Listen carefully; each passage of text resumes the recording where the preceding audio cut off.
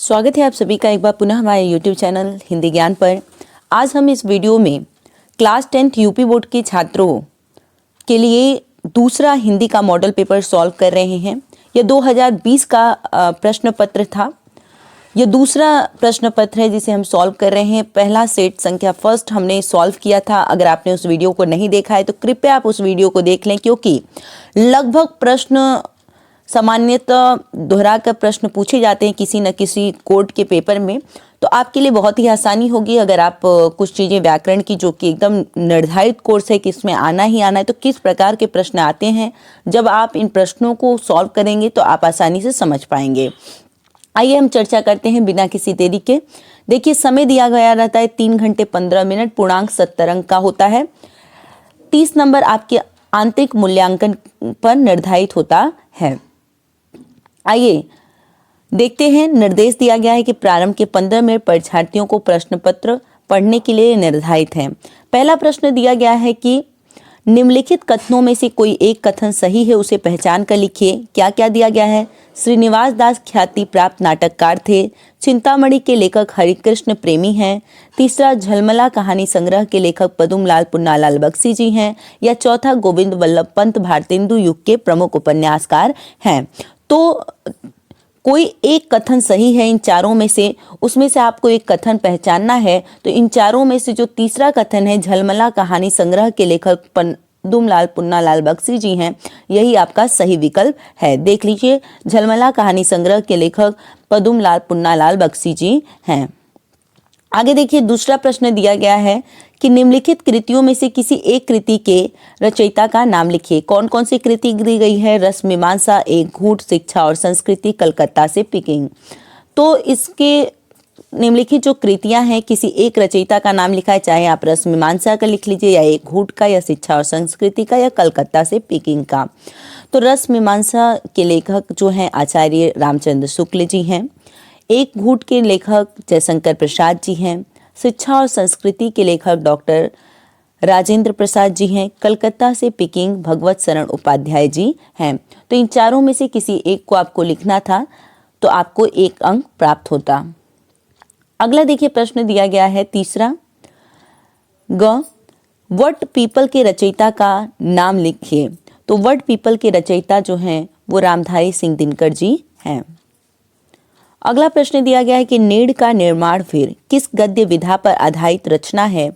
तो नीड़ का निर्माण फिर गद्य की आत्मकथा विधा पर आधारित रचना है। आत्मकथा विधा पर आधारित रचना है। अगला प्रश्न दिया गया है कि रिपोर्ताज साहित्य विधा के किन्हीं 2 लेखकों के नाम लिखिए।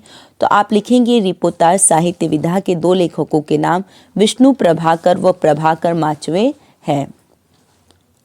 सारे उत्तर आपको स्क्रीन पर दिख रहे हैं। अगर आपको किसी प्रकार की परेशानी हो तो आप इसे नोट डाउन भी कर सकते हैं। दूसरा प्रश्न दिया गया है कि रीतिकाल की किन्हीं 2 प्रवृत्तियों का उल्लेख कीजिए। तो आप लिखेंगे कि रीतिकाल की 2 प्रमुख प्रवृत्तियां हैं, रीति ग्रंथों का निर्माण, दूसरा श्रृंगार रस की प्रधानता। देखिए, अगला प्रश्न दिया गया है कि छायावाद काल के किन्हीं 2 प्रमुख कवियों के नाम लिखिए। तो आप इसका उत्तर लिखेंगे कि छायावाद काल के 2 प्रमुख कवियों के नाम सूर्यकांत त्रिपाठी निराला और महादेवी वर्मा है। अगला प्रश्न दिया गया है कि प्रयोगवादी काव्यधारा की किसी एक प्रवृत्ति का उल्लेख कीजिए। तो आप इसका उत्तर लिखेंगे कि प्रयोगवादी काव्यधारा की प्रमुख प्रवृत्ति बौद्धिकता की प्रधानता है। अगला प्रश्न दिया गया है कि निम्नलिखित गद्यांशों में से किसी एक गद्यांश के नीचे दिए गए प्रश्नों के उत्तर दीजिए, जिसके लिए आपको 6 अंक प्राप्त होते हैं। कोई 6 अंक आपको प्राप्त होते हैं। देखिए, आपके को दिया गया है कि निम्नलिखित गद्यांशों, जो गद्यांश है निम्नलिखित, उनमें से 2 गद्यांश दिए होते हैं अथवा करके। जो गद्यांश पर आधारित प्रश्नों के उत्तर आपको अच्छी प्रकार से आ रहे हैं, उस गद्यांश को चयनित कर लीजिए और उसके बाद उन प्रश्नों को हल कीजिए। देखिए, पहला दिया गया है कि जहाँ बेरहमी है वहीं दया का समुद्र भी उमड़ पड़ा, जहाँ पाप है वहीं क्षमा का सोता फूट पड़ा है। राजा और कंगले, विलासी और भिक्षु, नर और नारी, मनुष्य और पशु सभी कलाकार के हाथों सिरसते चले गए हैं। हैवान की हैवानी को इंसान की इंसानियत से कैसे जीता जा सकता है? कोई अजंता में जाकर देखें। बुद्ध का जीवन हजार धाराओं में होकर बहता है।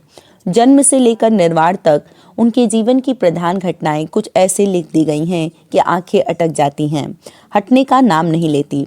अब देखिए, इससे संबंधित गद्यांश से संबंधित 3 प्रश्न पूछे गए हैं। पहला प्रश्न है कि उपर्युक्त गद्यांश का संदर्भ लिखिए। दूसरा प्रश्न दिया गया है रेखांकित अंश की व्याख्या कीजिए। यानी रेखांकित अंश की व्याख्या का मतलब कि जितने अंडरलाइन किए गए हैं इनका आपको व्याख्या करना है। कलाकारों ने किसके जीवन का चित्रांकन किया है? तो आप देखिए 3 प्रश्न दिए गए हैं, 2-2 अंक के, 6 अंक निर्धारित है। तो आप देखिए क्या लिखेंगे। पहला प्रश्न दिया गया है कि उपर्युक्त गद्यांश का संदर्भ लिखिए। तो संदर्भ आप इस प्रकार से लिखेंगे कि प्रस्तुत गद्यांश हमारी पाठ्यपुस्तक हिंदी गद्य में संकलित अजंता पाठ से उद्धृत किया गया है। इसके लेखक डॉक्टर भगवत शरण उपाध्याय जी हैं। इसके बाद अगला प्रश्न दिया गया है कि रेखांकित अंश की व्याख्या कीजिए। तो आप रेखांकित अंश की व्याख्या में लिखेंगे कि प्रस्तुत पंक्तियों में लेखक का कहना है कि अजंता इन भित्ति चित्रों आश्चर्यजनक कहानियां समेटी हुई हैं। चित्रों का एक दूसरे से ऐसा सामंजस्य है जैसे कि एक चित्र की कहानी से दूसरे चित्र की कहानी जुड़ी हुई है। सभी कहानियां श्रृंखलाबद्ध हैं। यदि जानवरों की कहानियां हैं तो उनमें बंदरों की कहानियां, हाथियों की कहानियां, हिरणों की कहानियां आदि की श्रृंखला बन गई हैं। मानवीय भावों को प्रदर्शित करने वाली कहानियों में क्रूरता, भय, दया और त्याग की कहानियां चित्रित हैं। इसी श्रृंखला में जहां एक ओर निर्दयता को चित्रित किया गया है, वहीं दूसरी ओर दया की कहानियों का भी सुंदर चित्रण है। मानव दया का सागर ही वहां उमड़ पड़ा है। जहां पाप का चित्रण है वहां क्षमा का भी चित्रण है। मानो क्षमा का अनंत स्रोत वहां से निकला है। ये भित्ति चित्र दिखाते हैं कि निर्दयी की निर्दयता को मनुष्य की मनुष्यता से कैसे जीता जा सकता है।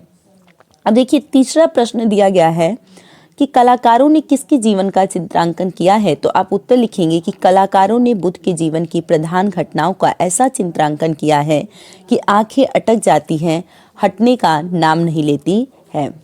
या आप इतना ही बस लिख लेंगे उत्तर कि कलाकारों ने बुद्ध के जीवन की प्रधान घटनाओं का चित्रांकन किया है। देखिए, अगला दिया गया है कि अथवा करके दूसरा गद्यांश दिया गया है कि यह एक नैतिक और आध्यात्मिक स्रोत है जो अनंत काल से प्रत्यक्ष या अप्रत्यक्ष रूप से संपूर्ण देश में बहता रहा है और कभी कभी मूर्त रूप होकर हमारे सामने आता रहा है। यह हमारा सौभाग्य रहा है कि हमने ऐसे ही एक मूर्त रूप को अपने बीच चलते फिरते हंसते रोते भी देखा है और जिसने अमरत्व की याद दिलाकर हमारी सूखी हड्डियों में नई मज्जा डाल हमारी मृतप्राय शरीर में एक नए प्राण फूके और मुरझाए हुए दिलों को फिर खिला दिया है। वह अमृतत्व सत्य और अहिंसा का है जो केवल इसी देश के लिए नहीं, आज मानव मात्र के जीवन के लिए अत्यंत आवश्यक हो गया है। देखिए, पहला प्रश्न इससे संबंधित गद्यांश पर दिया गया है कि उपर्युक्त गद्यांश का संदर्भ लिखिए। तो आप लिखेंगे प्रस्तुत गद्यांश हमारी पाठ्यपुस्तक हिंदी गद्य में संकलित भारतीय संस्कृति पाठ से लिया गया है। इसके लेखक डॉक्टर राजेंद्र प्रसाद जी हैं। अब देखिए, रेखांकित अंश की व्याख्या करनी है। तो रेखांकित अंश की व्याख्या के अंतर्गत आप लिखेंगे कि प्रस्तुत पंक्तियों में लेखक कहता है कि हमारे देश में प्राचीन काल से ही नैतिक और आध्यात्मिक विचार स्रोत प्रवाहित होता आया है। इस प्रवाह को हमने अपने बीच साकार रूप से चलते फिरते हंसते रोते भी देखा है। उस प्रवाह ने हमें अमरत्व का याद दिलाकर हमारे मृत प्राय शरीर में नई ऊर्जा का संचार भी किया है। अगला प्रश्न दिया गया है कि लेखक गद्यांश में क्या संदेश देना चाहता है। तो आप इसका उत्तर लिखेंगे कि लेखक का प्रमुख संदेश यह है कि भारतीय संस्कृति में अमरत्व की आध्यात्मिक चेतना है, सत्य और अहिंसा में पूर्ण आस्था है, एकत्व की भावना ही है जो हमारे अस्तित्व को कायम रखे हुए है। सत्य और अहिंसा प्राणी मात्र के लिए आवश्यक है। अगला प्रश्न दिया गया है, चौथा प्रश्न जो आता है वो पद्यांश पर आधारित प्रश्न होता है। ये भी 6 अंक का होता है। पहला 2 इसमें भी पद्यांश दिए जाते हैं, 2 पद्यांश होते हैं। आपको जिस पद्यांश की अच्छे प्रकार से व्याख्या आती है उनमें 2 पद्यांशों में से किसी एक पद्यांश का आपको व्याख्या करना होता है। अब देखिए, पहला पद्यांश दिया गया है, दिसी कुंजरहु कमठ अहिड गोला, धरहु धरनी धरि धीर डोला, राम चाहिए शंकर धनु तोरा, होहु सजग सुनि आय सुमोरा। चाप समीप रामो जब आए, नर नारिन सुकृत मनाए। सब कर संसव अरु अज्ञानी, मंद महीपन कर अभिमानो। भृगुपति केरी गर्भ गरुआई, सुर मुनिवर केरी कदराई। सिय कर सोचु जनक पछतावा, रानी कर दाहुन दुख दावा। शंभु चाप बड़ बोहित पाई, चढ़ी जाई सब संगु बनाई। राम बाहुबल सिंधु अपारू, चहत पाऊ नहीं को कठारू। अब देखिए, इसका आप संदर्भ लिखेंगे कि प्रस्तुत पद्यांश हमारी पाठ्य पुस्तक काव्य संकलन की धनुष भंग शीर्षक से अवतरित किया गया है। इसके रचयिता गोस्वामी तुलसीदास जी हैं। अब इसका अर्थ लिखेंगे कि तुलसीदास जी कहते हैं कि इधर जब लक्ष्मण जी ने देखा कि रघुकुल मणि श्री रामचंद्र जी ने शिव जी के धनुष की ओर देखा है, तो वे शरीर से पुलकित हो ब्रह्मांड को चरणों से दबाकर निम्नलिखित वचन बोले।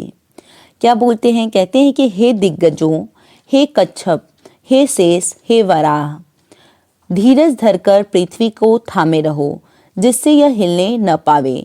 श्री रामचंद्र जी शिव जी के धनुष को तोड़ना चाहते हैं।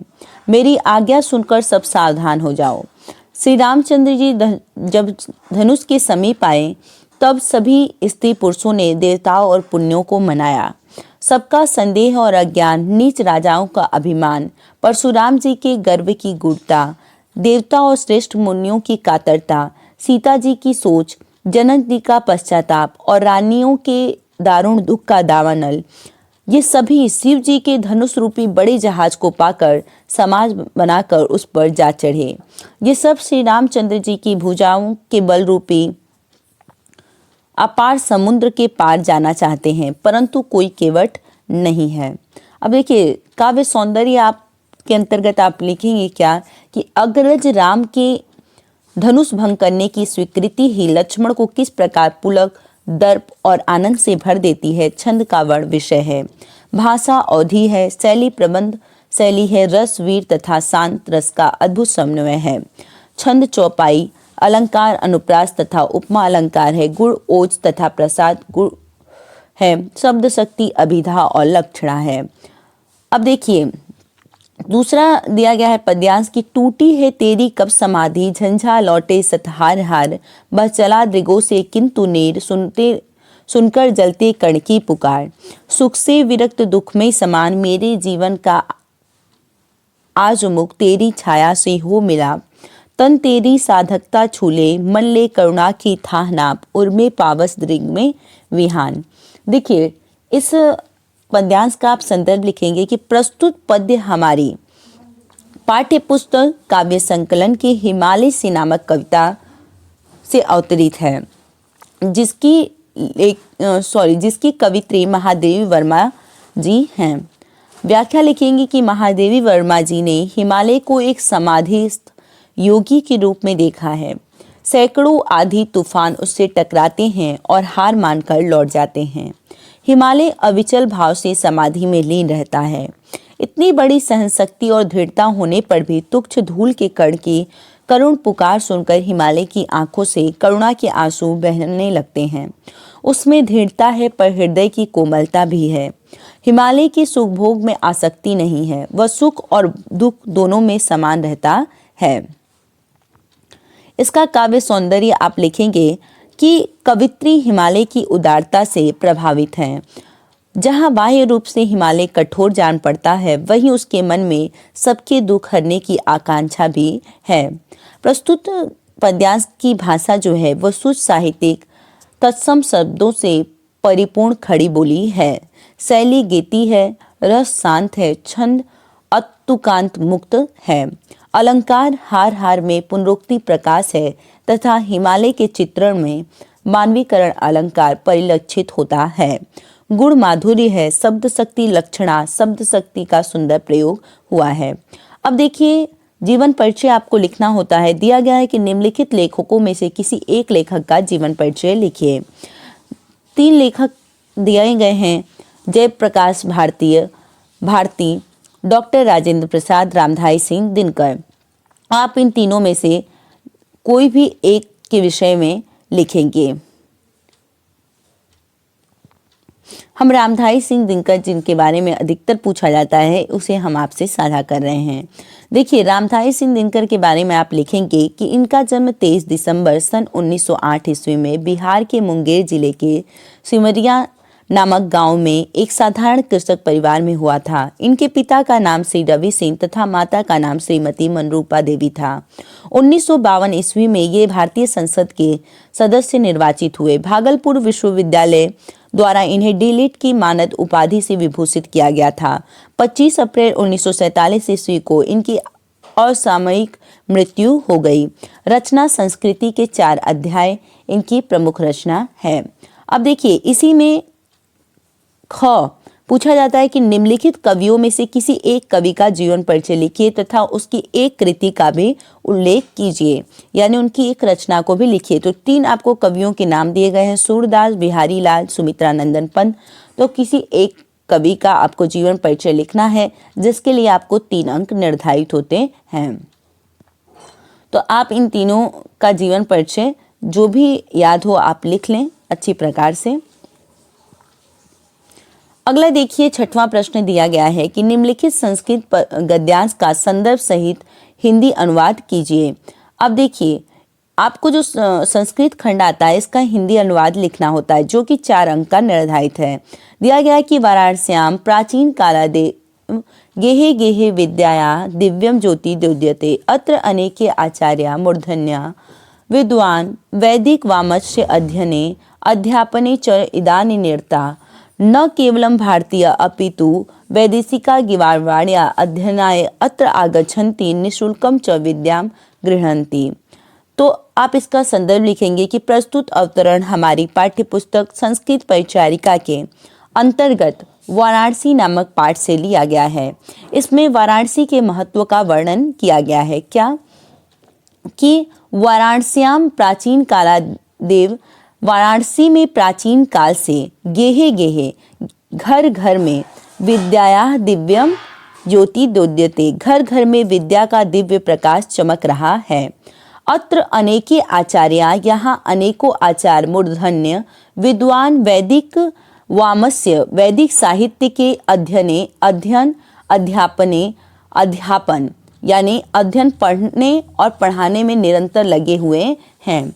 न केवलम भारतीय, न केवल भारतीय अपितु बल्कि वैदेशिका विदेशी गिवारवाड़िया संस्कृत भाषा के अध्ययनाय अध्ययन के लिए अत्र आगच्छन्ति, यहाँ आते हैं, निःशुल्कम च विद्याम गृह्णन्ति और निःशुल्क में विद्या को ग्रहण करते हैं।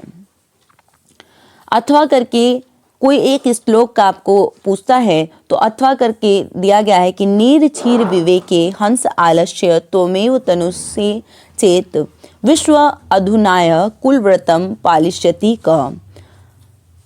देखिए, चूंकि इस बार यह नहीं आएगा, परंतु फिर भी हम आपको बता देते हैं कि प्रस्तुत श्लोक हमारी पाठ्यपुस्तक संस्कृत परिचारिका के अंतर्गत संग्रहित अनुयोक्ति विलासा नामक पाठ से अवतरित किया गया है। इस श्लोक में हंस के माध्यम से आलस्य न करने के लिए कहा गया है। देखिए, हंस के पक्ष में आप लिखेंगे अनुयोक्ति विलासा, मतलब इसका अन्य भी अर्थ है, किसी अन्य के भी संदर्भ में आप अर्थ है। क्या है? देखिए, हंस के पक्ष में आप लिखेंगे कि हे हंस, यदि तुम ही जल और दूध का विवेचन करने में आलस्य करते हो तो अब संसार में कौन दूसरा अपनी कुल की मर्यादा का पालन करेगा। जो हंस है वह क्या करता है, जल और दूध को अलग कर सकता है। अगर वह ही आलस्य करे तो इस संसार में दूसरा कौन है जो उसकी कुल की मर्यादा का पालन करेगा। तो इसी प्रकार से न्यायी पुरुष के संदर्भ में पक्ष में कहा गया है। इसी का मतलब एक दूसरा अन्य अर्थ है। क्या है? न्यायी पुरुष के पक्ष में कि हे पुरुष, यदि तुम ही सत्य और असत्य का निर्णय करने में आलस्य करते हो तो अब संसार में कौन दूसरा अपनी मर्यादा का पालन करेगा।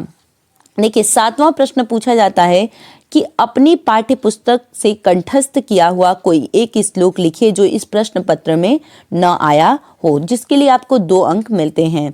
तो आप लिखेंगे सर्वे भवन्तु सुखिनः सर्वे सन्तु निरामया सर्वे भद्राणि पश्यन्तु मा कश्चित् दुःख भाग भवेत्। आप ये लिख लें तो आपको 2 अंक मिलेगा। कोई भी एक श्लोक आपको लिखना होता है जो आपको याद प्राप्त हो और जो प्रश्न पत्र में न आया हो। अगला प्रश्न दिया गया है कि निम्नलिखित प्रश्नों में से किन्हीं दो प्रश्नों के उत्तर संस्कृत में लिखिए। तो प्रश्न पहला दिया गया कि भारतीय संस्कृति का संगम स्थली, भारतीय संस्कृति किसकी संगम स्थली है? तो आप लिखेंगे भारतीय संस्कृति तु सर्वेषां मत अवलंबिनां संगम स्थली। अगला प्रश्न है कि न्यायेन कः वर्धते, तो न्याय से क्या बढ़ता है? तो न्यायेन राज्यम वर्धते। चंद्रशेखर क आसीत्, चंद्रशेखर कौन थे? तो आप लिखेंगे चंद्रशेखर एक प्रसिद्ध क्रांतिकारी देशभक्त च आसीत्, चंद्रशेखर एक प्रसिद्ध क्रांतिकारी देशभक्त थे। अगला प्रश्न दिया गया है कि ज्ञानम कुत्र संभवति, ज्ञानम सर्वत्र संभवति, ज्ञान कहाँ संभव है? तो ज्ञानम सर्वत्र, सभी जगह संभव है। अगला प्रश्न दिया गया है कि करुण अथवा हास्य रस की परिभाषा उदाहरण सहित लिखिए। करुण का आपको लिखना है या हास्य का लिखना है? दोनों में से कोई एक परिभाषा उदाहरण सहित लिखनी है। तो परिभाषा आप लिखेंगे, अगर उदाहरण याद नहीं होता है आपको तो आप चाहें तो हम डिस्क्रिप्शन बॉक्स में लिंक दे देंगे, आप वहां से रस का उदाहरण याद कर लें। अगला देखिए प्रश्न दिया गया है कि करुण रस प्रिय व्यक्ति के पीड़ित या गत होने पर या इष्ट वस्तु वैभव आदि के नष्ट होने पर हृदय को जो क्षोभ या क्लेश होता है उसी की व्यंजना से करुण रस की उत्पत्ति होती है। या आप ऐसे भी लिख सकते हैं कि प्रिय व्यक्ति या वस्तु के नष्ट होने पर जो आपके हृदय में शोक नामक अस्थायी भाव की उत्पत्ति होती है वही करुण रस की दशा को प्राप्त होता है। इसका अस्थायी भाव शोक होता है। देखिए करुण रस का आप चाहें तो उदाहरण लिख सकते हैं कि हे खग मृग हे मधुकर श्रेणी तुम देखी सीता मृगनयनी।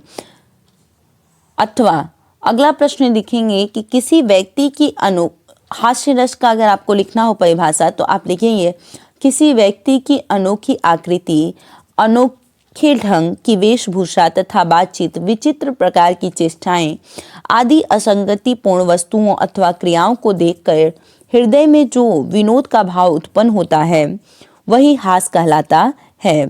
उदाहरण पूछ तिक्राम वधु सियसो कहु सावरे से सखी रावरे को है। पूछती है ग्रामीण स्त्रियां सीता से कि कहो सांवरे से, या जो सांवले से हैं वो आपके कौन हैं। उदाहरण और भी बहुत सारे हमारे चैनल पे उपलब्ध है, अगर आप चाहें तो उसे लिख सकते हैं। अगला प्रश्न दिया गया है कि उपमा अथवा रूपक अलंकार की परिभाषा उदाहरण सहित लिखिए। उपमा या रूपक में से किसी एक अलंकार की परिभाषा आपको लिखनी होती है उदाहरण सहित। तो आप दोनों में से जो भी अलंकार आपको याद होगा उसकी परिभाषा लिखेंगे। देखिए उपमा अलंकार की परिभाषा क्या है? जहाँ किसी एक वस्तु की दूसरी प्रसिद्ध वस्तु से गुण, धर्म और स्वरूप के आधार के कारण समानता या तुलना की जाती है, वहाँ उपमा अलंकार होता है। उपमा अलंकार के 4 अंग होते हैं: उपमेय, उपमान, साधारण धर्म तथा वाचक शब्द। जैसे पीपर पात सरिस मंडोला, यहाँ मन की तुलना पीपर के पत्ते से की जा रही है, अर्थात यहाँ उपमा अलंकार है। अगला प्रश्न है कि रूपक अलंकार या उपमा अलंकार में से आपको एक लिखना था। अगर उपमा आप लिखते हैं तो वहीं बात खत्म हो जाती है, अगर नहीं आ रहा है तो आप रूपक का भी लिख सकते हैं। रूपक पे आप लिखेंगे कि जहाँ उपमेय और उपमान में अभिन्नता प्रकट की जाए वहाँ रूपक अलंकार होता है। जैसे चरण कमल बंदो हरिराई, यह रूपक अलंकार का उदाहरण है। अगला प्रश्न दिया गया है कि निम्नलिखित में से किन्हीं 2 शब्दों के तत्सम रूप लिखिए। कौन कौन से शब्द दिए गए हैं? खंभा, आँख, कछुआ, चाम। आप जानते हैं तत्सम किसे कहते हैं? तत्सम का मतलब होता है तत् प्लस सम। तत् का अर्थ है उसके और सम मतलब समान, यानी जो संस्कृत के वर्ड होते हैं उसी को हम तत्सम कहते हैं। संस्कृत के शब्द होते हैं जो हिंदी भाषा में अपने मूल रूप में प्रयोग किए जाते हैं, यानी जैसे हैं वैसे ही प्रयोग किए जाते हैं, उन्हें हम तत्सम कहते हैं। तो खंभा, तो आप हिंदी में देखे होंगे स्तंभ लिखा जाता है खंभा को, तो यहाँ पर क्या है? खंभा का तत्सम है स्तंभ। अगला है आँख, आँख का तत्सम है अक्षी। अगला है कछुआ, कछुआ का तत्सम है कच्छप। अगला है चाम, चाम का सम है चर्म, चर्म मतलब चाम। अगला प्रश्न दिया गया है कि निम्नलिखित में से किन्हीं दो शब्दों के दो दो पर्यायवाची शब्द लिखिए। शब्द दिए गए हैं कमल, गंगा, दीन, नदी, पुष्प। तो इन में से 5 दिए गए हैं आपको, इनमें से किन्हीं दो के दो दो तत्सम शब्द पर्यायवाची लिखने हैं। जैसे कमल दिया गया है तो आप कमल का लिखेंगे जलज पंकज। गंगा दिया गया है तो गंगा का आप लिखेंगे अलकनंदा जाह्नवी। दिन वार दिवस, नदी सलीला सरिता, पुष्प फूल सुमन। अगला प्रश्न दिया गया है कि निम्नलिखित में से किन्हीं दो में संधि कीजिए तथा संधि का नाम लिखिए। जैसे अस्य प्लस एव, अस्य एव वृद्धि संधि है। पितृ प्लस आदेश, पित्रोदेश यड़ संधि है। रत्न प्लस ओघ, रत्नौघ वृद्धि संधि है। मधु पर प्लस अरि, मधवरी यड़ संधि है। अगला दिया गया है कि निम्नलिखित शब्दों के रूप तृतीया विभक्ति बहुवचन में लिखिए। फल अथवा मथी, मधु अथवा नदी। तो फल का आप लिख लेंगे फल है, मति का लिखेंगे तृतीया विभक्ति लिखनी है आपको बहुवचन मति भी। मधु का है मधु भी, नदी का है नदी भी। अगला प्रश्न है कि निम्नलिखित में से किसी एक की धातु लकार पुरुष तथा वचन का उल्लेख कीजिए। तो पठतु किस धातु लकार तथा पुरुष तथा वचन है इसमें, तो आप लिखेंगे पठतु पठ धातु है, लोट लकार प्रथम पुरुष एक वचन है। अगला है अहस्ताम, हस्त धातु का लंग लकार प्रथम पुरुष द्वितीय वचन है।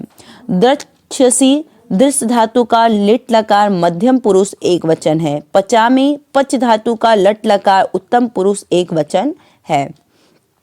अगला प्रश्न दिया गया है कि निम्नलिखित में से किन्हीं दो वाक्यों का संस्कृत में अनुवाद कीजिए, जिसके लिए आपको 2 अंक मिलते हैं। तो आप लिखेंगे कि सागर के उत्तर में भारतवर्ष है, तो आप इसका हिंदी संस्कृत अनुवाद करेंगे सागरस्य उत्तरे भारतवर्ष अस्ति। अगला है कि प्रातः उठना चाहिए, तो आप लिखेंगे प्रातः उत्तिष्ठेयु।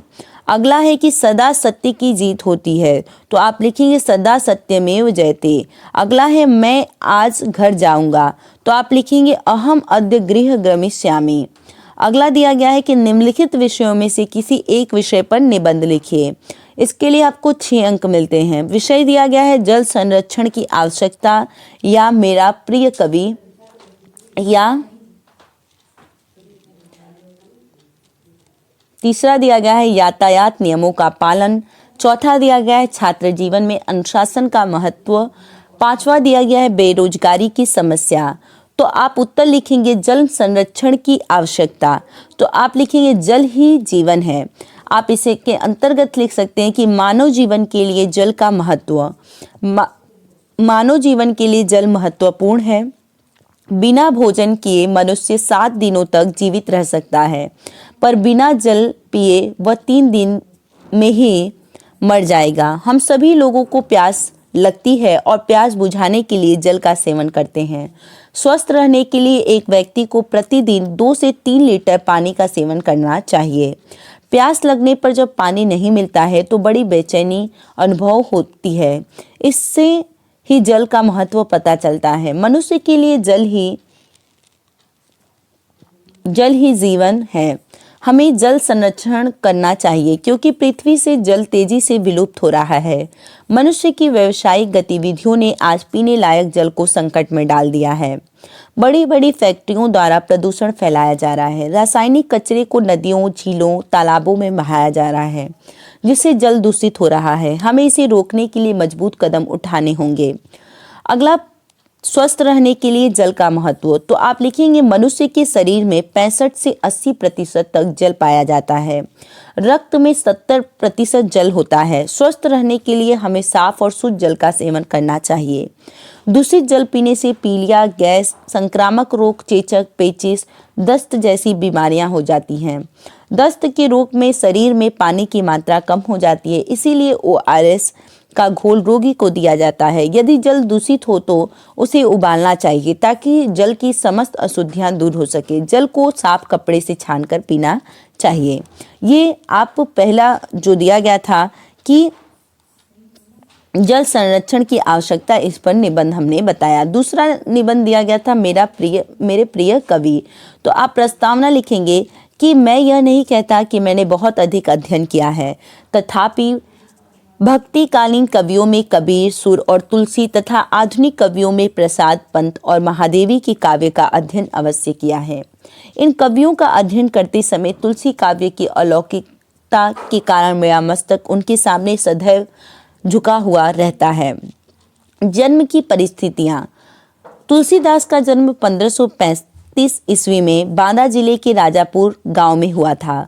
कुछ लोग एटा जिला के सोरो नामक कस्बे को उनका जन्म स्थान मानते हैं। तुलसीदास जी का जन्म बहुत ही विषम परिस्थितियों में हुआ था। हिंदू समाज आसक्त होकर विदेशी चंगुल में फंस गया था। हिंदू समाज की संस्कृति और सभ्यता का निरंतर आघात हो रहा था। इस युग में मंदिरों का विध्वंस और गांवों व नगरों का विनाश हो रहा था। अच्छे संस्कार समाप्त हो रहे थे। तलवार के बल पर धर्मांतरण किया जा रहा था। इस समय दिग्भ्रमित जनता को ऐसी नाविक की जरूरत थी जो उनकी जीवन नौका को संभाले। गोस्वामी तुलसीदास ने निराशा के अंधकार में डूबी हुई जनता के सामने भगवान राम का लोक मंगलकारी स्वरूप प्रस्तुत किया। तुलसी के राम।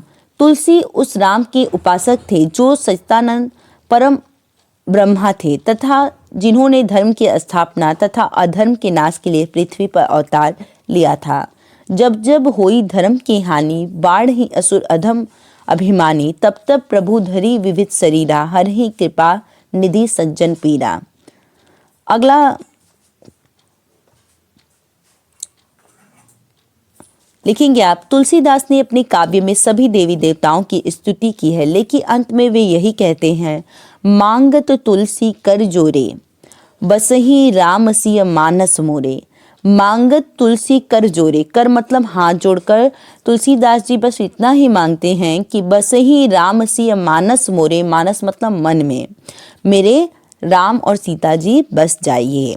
अगला है, आप इसके अंतर्गत लिखेंगे कि निम्नलिखित पंक्तियों में भगवान राम के प्रति उनकी अनन्यता और अधिक पुष्ट हुई है। वो कहते हैं, एक भरोसो एक बल, एक आस विश्वास, एक राम घनश्याम हित, चातक तुलसीदास। अगला हेडिंग आप लिखेंगे कि तुलसीदास की निष्काम भक्ति भावना। सच्ची भक्ति वही है जिसमें आदान प्रदान का भाव नहीं होता। भक्त के लिए भक्ति का आनंद ही उसका फल है। धर्म समन्वय की भावना पर बल।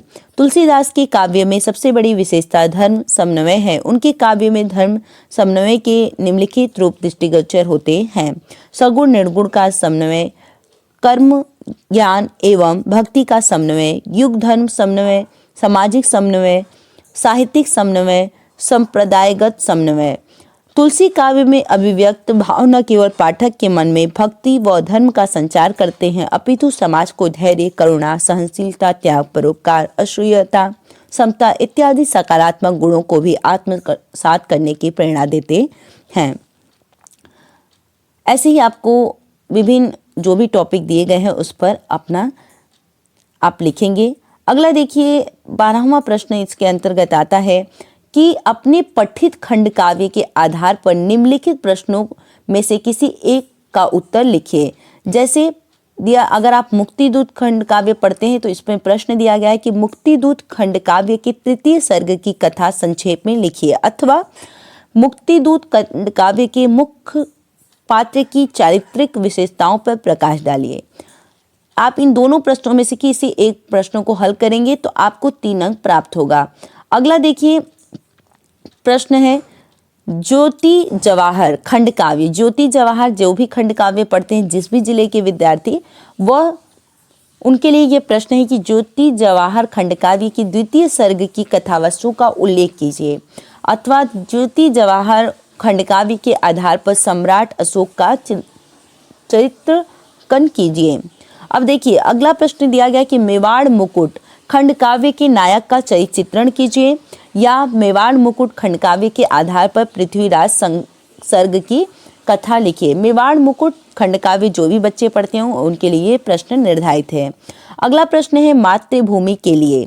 मातृभूमि के लिए खंड काव्य जो भी विद्यार्थी पढ़ते होंगे उनके लिए ये प्रश्न है कि मातृभूमि के लिए खंडकाव्य के प्रमुख पात्र का चरित्रांकन कीजिए। दूसरा है मातृभूमि के लिए खंडकाव्य के संघर्ष सर्ग की कथा वस्तु पर प्रकाश डालिए। अगला प्रश्न दिया गया है कर्ण खंडकाव्य की द्वितीय सर्ग की कथा वस्तु लिखिए। कर्ण खंडकाव्य के आधार पर कर्ण का चरित्र चित्रण कीजिए।